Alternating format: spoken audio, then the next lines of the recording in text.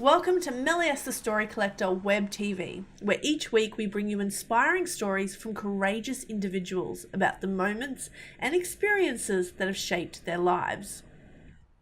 This week we get to talk to the beautiful Deb, who is sharing with us the story of how her book, Ignite Your Life, turned into one of the biggest lessons of surrender in her life. This is definitely an episode not to miss.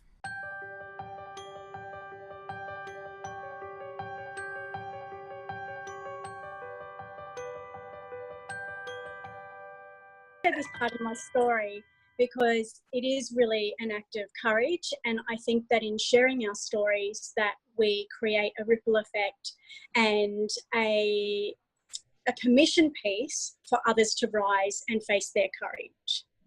Oh, that's beautiful. That's beautiful. So you were saying before surrender as well. There's a lot in your story about surrendering.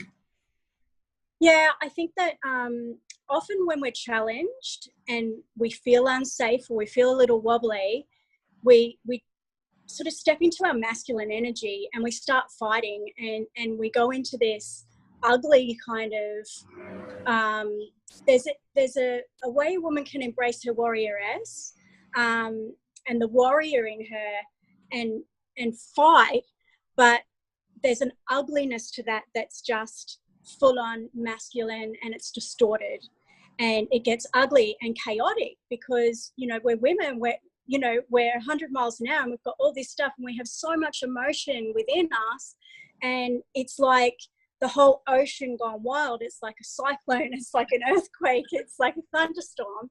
And it's like, if we can surrender in it, no matter how big, how hard, how difficult, how ridiculous, how like shocking it is, and surrender to what will be, still have our stance on an outcome, but surrender to the fact that this is what is, and ask ourselves, what is the worst thing that can happen? And we don't even know what can happen. That's the reality. We don't know. And often our fear is a creation, like a movie, if you will, of what we're making of the future. Wow, that was deep. I love it. I love it. So where does your story start then? Where does this all begin for you? Wow. It's a lifetime of a story. Essentially, I wrote a self-development book called Ignite Your Life, the 5 core principles to transform your past, present, and future. And in creating that, I've shared 5 of my core painful, big rocks, if you will, where I was just disheveled. And I share with my readers what I did to overcome that in light of them being able to soul search, share their story, talk about what went on, because we tend to, blindside things to move on. We don't really look at what were the learnings, what were the lessons. So underneath everything, we're still stuck under here. We're smiling, but we're stuck. Yeah. And so I wanted to create an easy and effective platform for people, not just women, just anybody, to be able to work through their stuff and learn from their story and grow from their story and pop out with that courage and shine through what it was. So in making the writing this story, I've been hit with a defamation case, which is totally unfounded, and it's quite a twisted tale. But generally, to write a book and to publish a book, it'll cost around about $7,000, and this project has cost me well over $40,000, and I'm still in court with litigation right now. So I was fighting. I was in my masculine. It was like, F you, you will not do this to me. You will not destroy me. I have a message for the world, and this is not about you. This is about my readers. Get stuffed. That's just how it was. It was like, get out of my way. And I was stuck in it. I was caught in that web of what this person was creating, and it was just I took it like a full-blown attack. And it was going to destroy my whole life. It was going to destroy my business. This was the end of the world for me. It was like attacking one of my children, attack my book. This is on, game on. I will not back down. And then I got to sitting with it after tears and tears and fighting and just running out and near running in front of a truck, you know, just day after day turmoil. Yeah. I came to a point of, what's it all about? Why did I write this book? And how far do I keep fighting? How much more money do I keep throwing into this to be right, to prove my truth? How far do I go with that? And I thought, well, what was my mission? What was my purpose with writing the book? And essentially, it was to share my story and encourage others to share theirs and learn and grow and be inspired and transform and live a fulfilled, free and loving life. So I had 1,000 of these books printed. 3 days later, I'm back in court. I get a letter saying I'm back in court. I'm like, oh my God, I have to get the money back for these books. They're $29.95. I've got 1,000 books. That's 30 grand. I'll cut my losses on the 10. So I got a marketing crew in. I paid 6 grand for them, and we went hard for it. I was selling books on my own sort of background and through my own channels. So I engaged these people for $6,000, and I sold 2 books. And I was wild. I was disheveled. I was just like, what the hell? You know, what the hell? How can I beat this? It's going to be such a long-term plan to get these books out of here. Because what if the court says you can't sell your book? I've got, you know, all this money invested, and it's going to have to go to the tip, or who knows what has to happen. Yeah. So I sat with it, and I came back to my soul and my feminine. I dropped my masculine, and I opened my heart, and I thought, I want people to get my book. The whole reason for the book was for people to read it and for their lives to change. Yeah. And so I decided I'm going to give the book away. So in that, it was actually Christmas Day. I went to a homeless shelter to help out with some homeless people, something I've wanted to do forever. And I thought I can sneak out before the kids get up. And I went, and I had to do it, and there was a bus stop, and it was empty. And I looked at my book on the seat, and I thought, I'm going to put my book there, and someone will receive that Christmas. Maybe they don't have family or anything. So I left the book there, and I took a photo, and I posted it on Facebook. And so many people said, oh my God, that's such a beautiful idea. How fabulous. And I thought, I'm just going to give it away. I'm going to put it in places. And now it's sort of started a movement where people are like, can I have your book? I'm going to Tassie. Can I have your book? I'm going to India. And it's just taken off. And organically, in releasing it, I'm achieving my goal. The book is organically supported by the universe, and the people that pick that book up are people who needed it. And it's just incredible. It fills my heart with joy, and it's just everything I could have dreamed possible. Yeah, it's cost me $40,000, but think about this, when someone sends you an inbox and says, I found your book this morning and it saved my life, I was ready to commit suicide.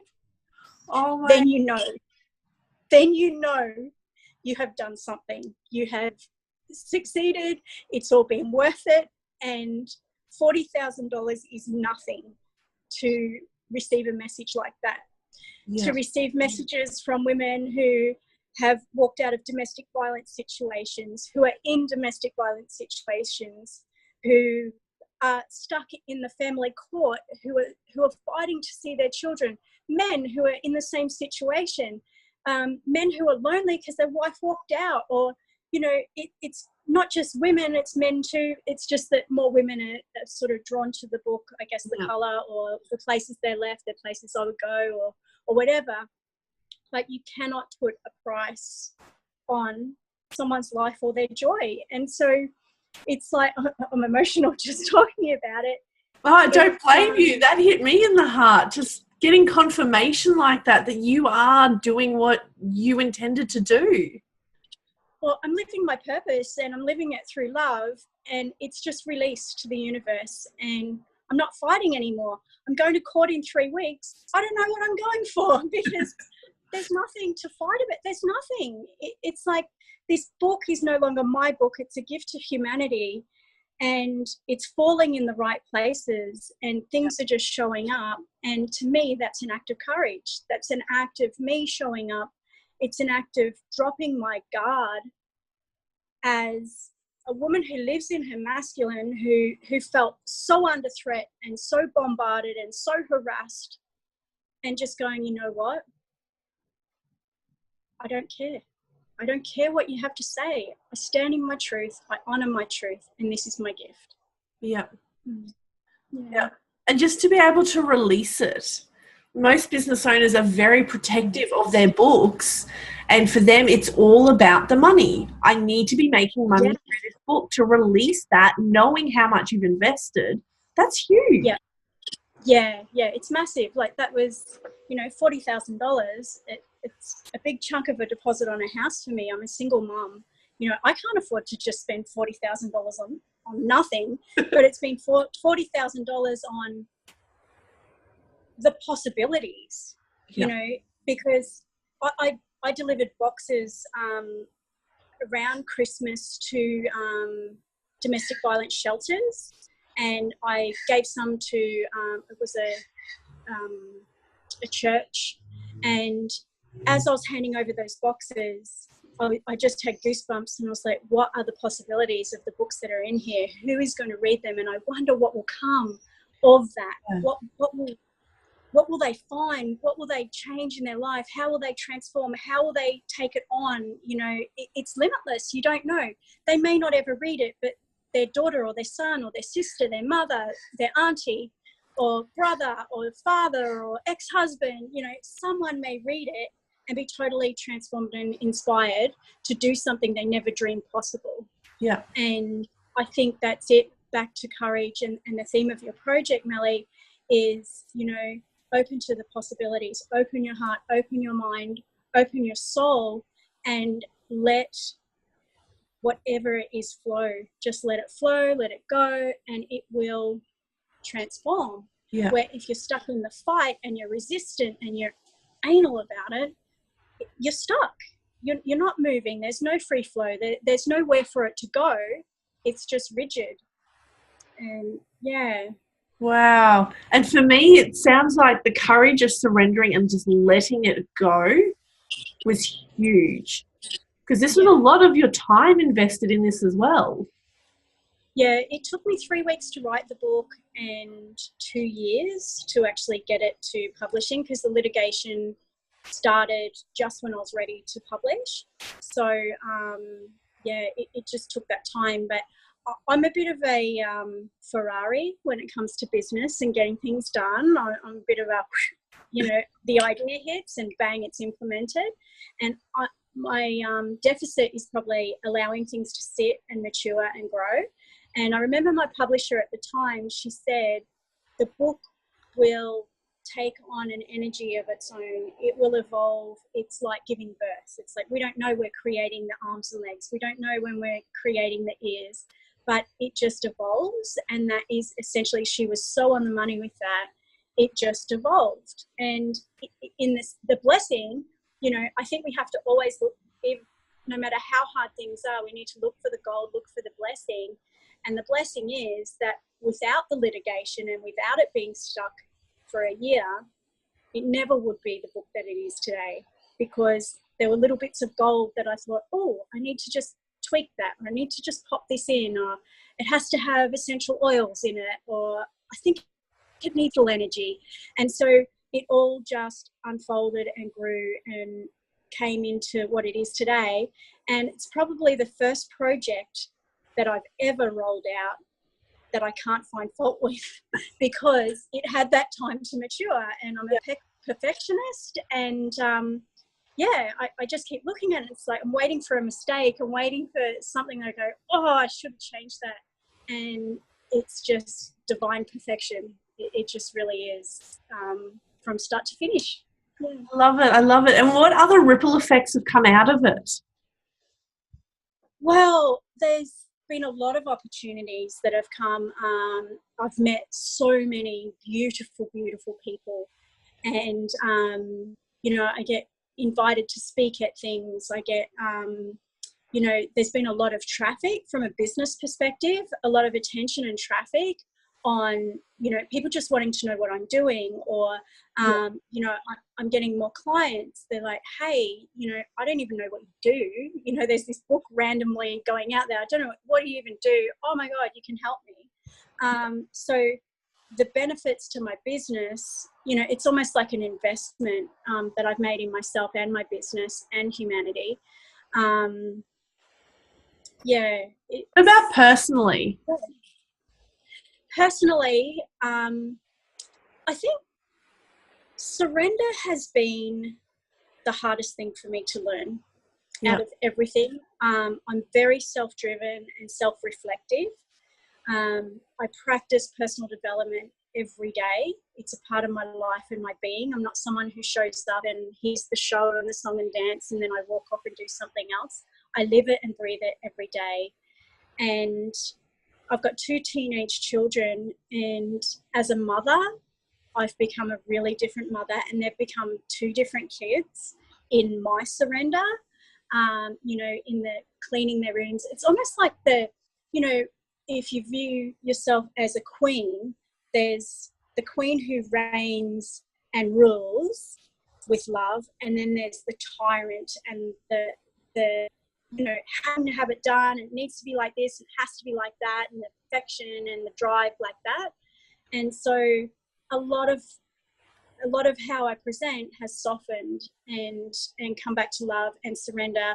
And there's been a lot of slowing down. You know, I feel I can have the day off. I used to work 7 days a week. Last year, when I was under threat, I was working 7 days a week. I was in panic. I have to make as much money as I can because my bank account is just draining. There were times where I would have my banking to bank for the week, and I would take it straight around to my lawyer, my whole income for the week. And that happened 3 weeks in a row, and I was just like, oh, this just can't keep happening. So in the surrender, it's the opening of new things and the opening of what else is there, and the permission piece that if I don't have my phone on my hip all day, every day, that business will still show up. Opportunities will still show up. People will still show up. Yeah. So, you know, it's a trust in that. Yeah. You know? Yeah. So it's really, all of this has happened from you making that choice to share your stories and helping people to heal through that. Yes. Yeah. That's amazing. I love it. I love it when you get validation like that too, that yes, by sharing your stories, it can have a huge impact in the world. Yeah. And that's, I think, for business owners or just anybody, it's like if you can nail your purpose and really, really embody your purpose and your meaning and your mission and why it is you exist and breathe on this planet, it will fall into place. If you're not resisting or fighting or pushing or shoving or, you know, sometimes in business, it's like you want all the answers right now, and you need that time for it to ripen and mature and for the right people to show up, or the right message, or just that book that you find or whatever it may be. So the book that you find sitting on a bus stop bench. That's right. Or in a cafe, or, you know, on a plane. Yeah.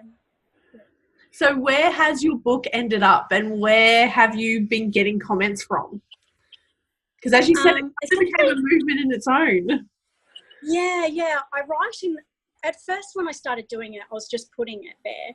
And then someone said to me, well, wouldn't it be cool if the person who picked it up had a way of contacting you? Because just because I've dropped the book and I'm the author doesn't necessarily mean that person thinks that I put the book there. It could be anybody. Someone could have just left it there and they don't know if it belongs to someone else. So then I started writing a message in the front. If you find this book, it's a gift from me to you. Enjoy. And then I wrote, please say hi on Facebook, and I circled my name. So then they would come on Messenger, or they'd find me. Some people found me on Instagram that didn't have Messenger or Facebook, but they've found me, you know. And some people have had a connection with me for many, many years, but never actually met. It's quite, you know, there's some twisted tales along the way. And yeah, so, you know, I've ended up having coffees with people and talking with people about really in-depth stuff. But I think last week the book went to Tasmania, and this week the book's going to India. How exciting! It went to New Zealand a few weeks ago. There's a copy that's gone to America. I think that was a purchased copy. And there's a lot around southeast Queensland and growing in northern New South Wales.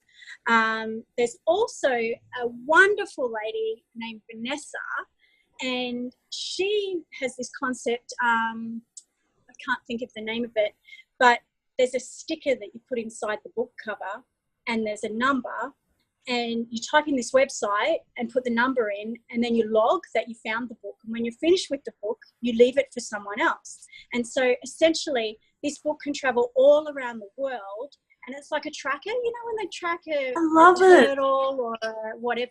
Yeah. So this beautiful woman, she got my book and she said, look, we need to do this. And book crossing, I think it's called. And so that just started. So she started that off in Tasmania last week.